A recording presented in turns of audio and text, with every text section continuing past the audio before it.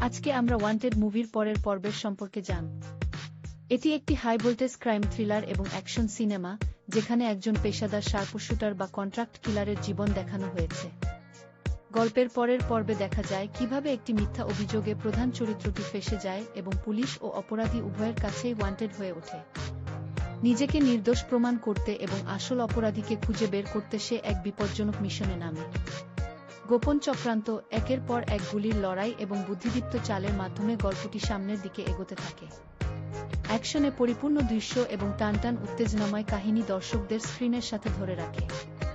শেষ পর্যন্ত সব চক্রান্ত ভেদ করে সে কিভাবে সত্য প্রকাশ করে তা দেখতে পাওয়া যায়।